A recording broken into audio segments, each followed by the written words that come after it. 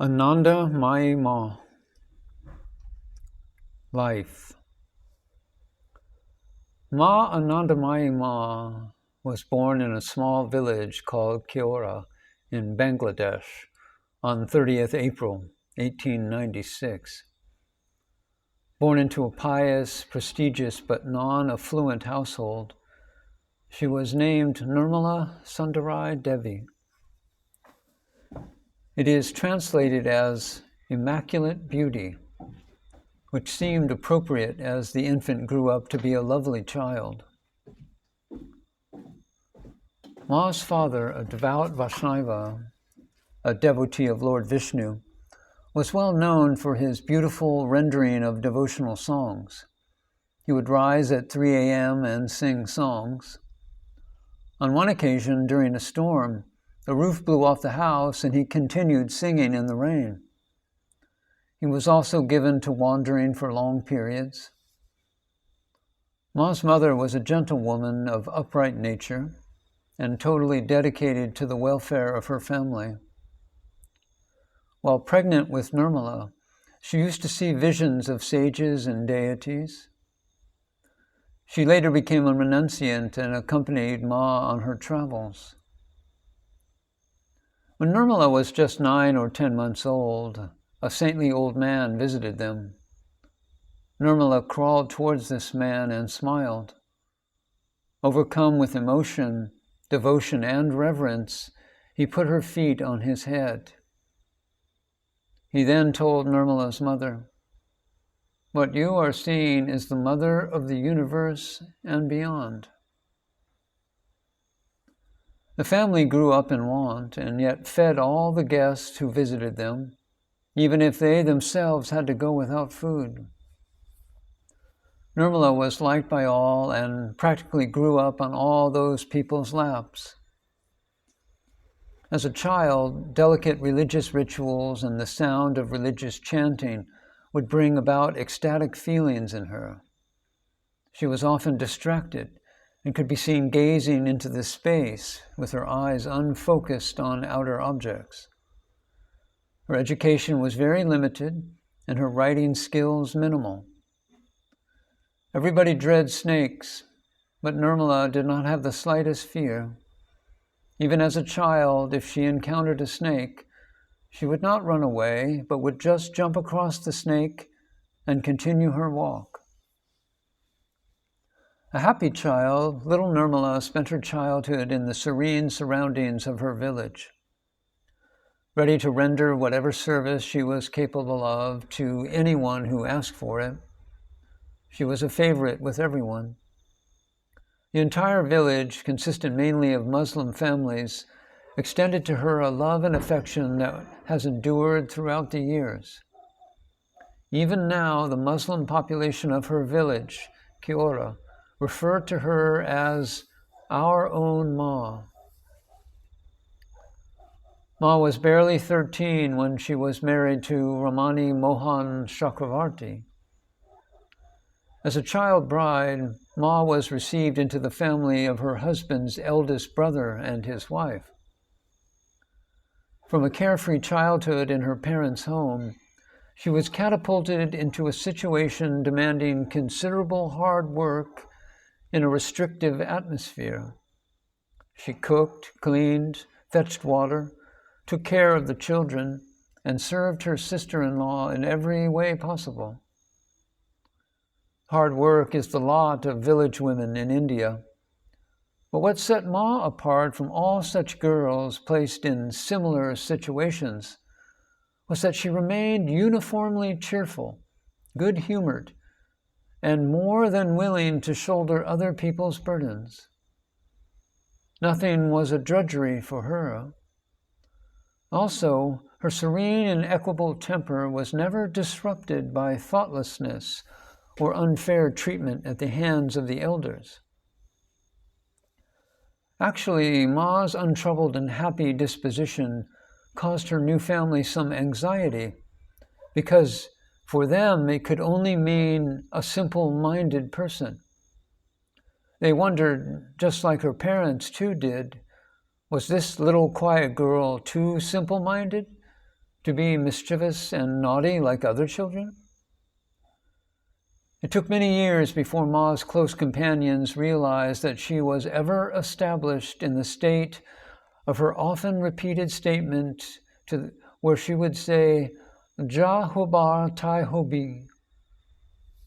Whatever comes to pass, let it be.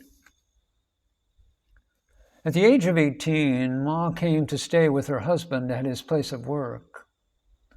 Ma used to refer to her husband by the name Bolanath. Much has been written regarding the purity and perfect celibacy of Ma and Bolanathji's married life.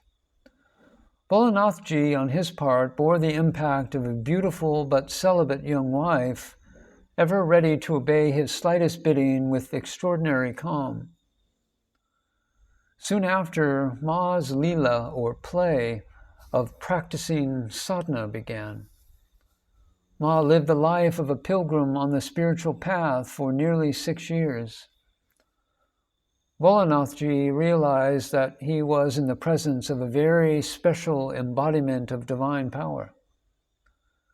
She still took care of Bolanathji's needs on his return from work, to the extent of preparing his hookah for an after-dinner smoke. After Bolanathji had settled down, she would ask his permission to engage in a little sadhana. Permission granted, she would sit on the floor in a corner of their room and orally begin to repeat the Nama Japa, Hari, Hari, Hari, only because that was the Nama or name she had learned to sing from her father in her own childhood. Bolanathji saw her becoming gradually absorbed in a world of inner joy. After a few days, he saw her assuming some yogic postures or asanas, and even mudras. The first of these was Siddhasana. Bolanathji knew that she had no previous knowledge of yoga or yoga asanas. They were clearly just spontaneously happening to her. He said one day, "Why do you say Hari? We are not Vaishnavas." Ma asked, "Shall I then say Shiva, Shiva, Shiva?" Bolanathji was satisfied. Changing the name she chanted had no effect on her sadhana. Within the very first year of this incident, Bolanathji accepted the much coveted initiation from Ma. Thereafter, their relationship acquired a new dimension, that of guru and disciple. Although Ma continued her attitude of complete obedience to Bolanathji. Sometime in 1922, she became Mounam, silent. This silence marked the fulfillment of her sadhana. In accordance with the orthodox custom of those times, Ma kept herself veiled in public. Only when Bolanathji asked her to speak to someone, she would, not otherwise. Women, of course, were always free to visit her, and soon there was a crowd of them around her. The men continued to be at a disadvantage because of the orthodox customs. It was here that Bolanathji played an important role. Soon he began to be looked upon as Baba Bolanath, a person commanding respect in his own right. With this, the crowds of both men and women swelled, always assuming the shape of an ever-increasing but close-knit family. In Dhaka, Ma lived amidst an atmosphere of the miraculous. Her healing touch was sought by strangers from far and near. She was seen in ecstatic states of samadhi and mahabhava during kirtans. An eyewitness account of a mahabhava on the occasion of a kirtan described it in these words. At one moment, Ma was sitting like one of us.